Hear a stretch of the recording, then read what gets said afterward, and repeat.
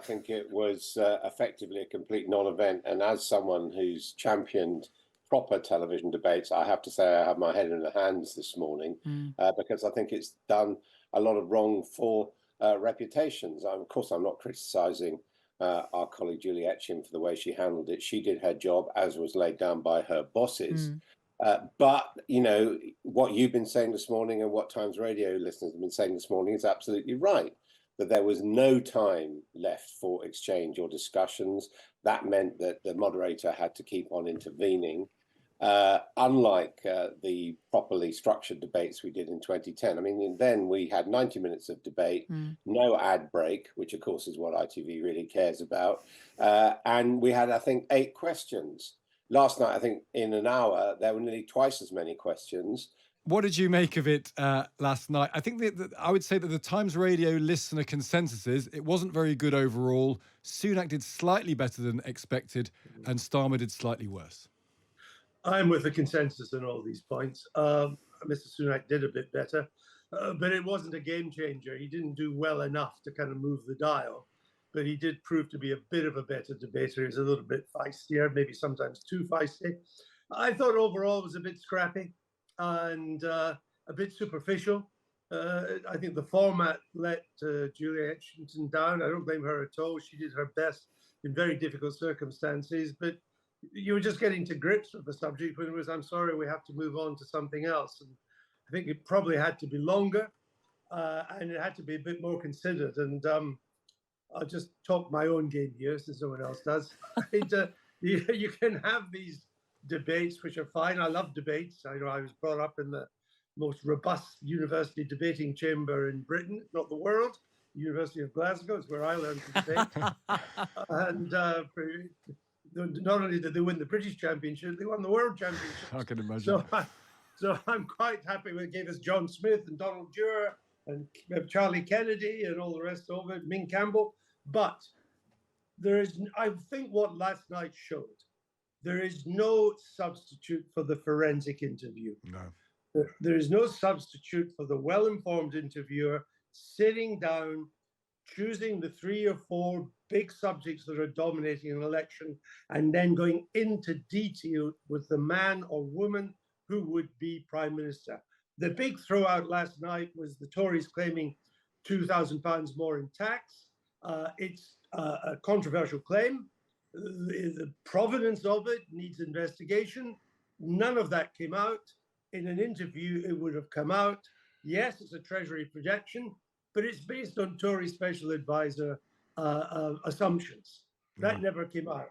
And again, I think Keir Starmer would have been rumbled a lot more on how I'll get in the room and I'll solve the doctor strike and all the rest of it.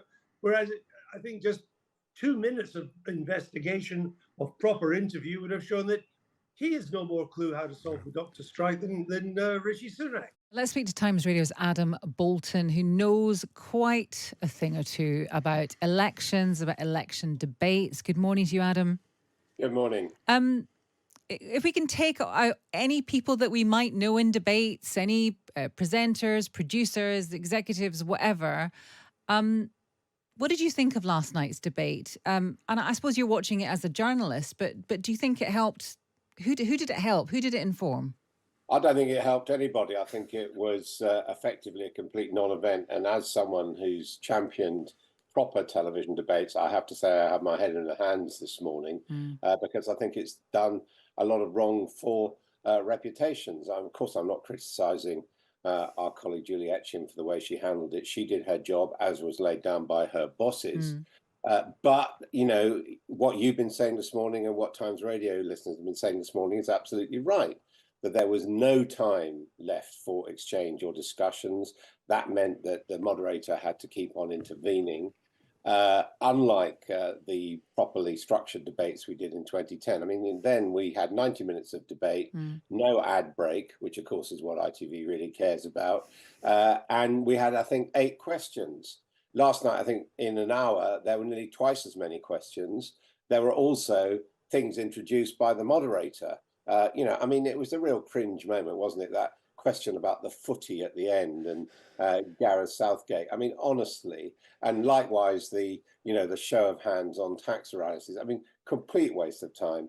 What you need, and you've been saying it very right, Asma, is to generate a formula where the two leaders can actually examine each other's position rather than make, you know, assertions or denials and move on instantaneously.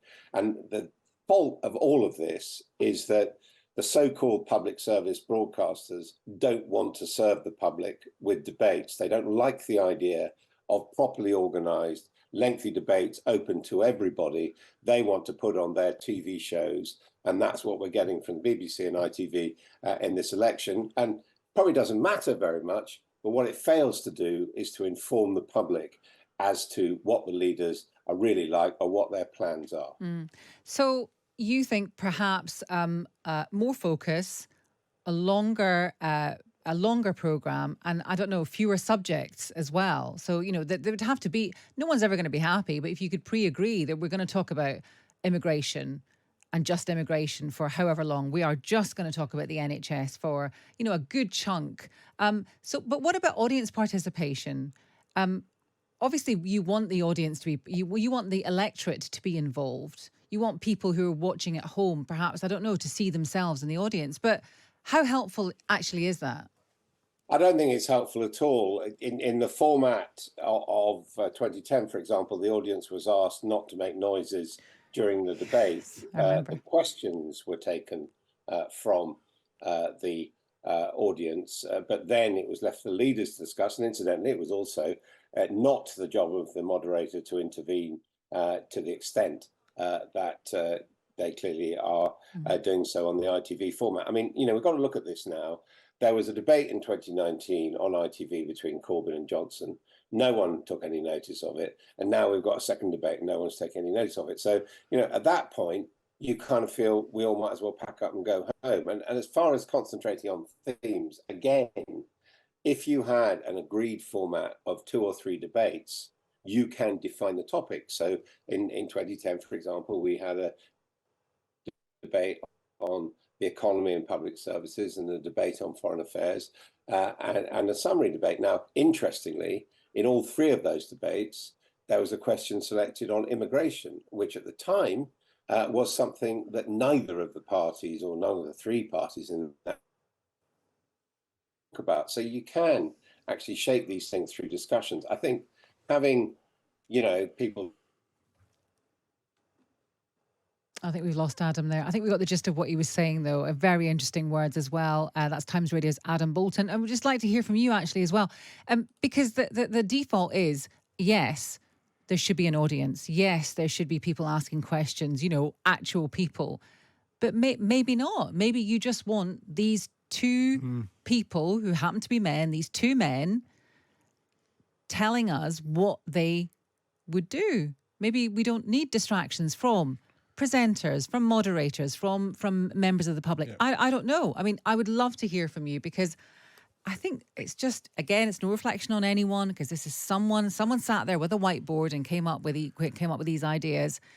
It doesn't seem to be working, but maybe I'm wrong. Or you go completely the other way and gamify it completely, and you really let the audience vote on every question you answer. Has he answered the question? Yes, no, and look.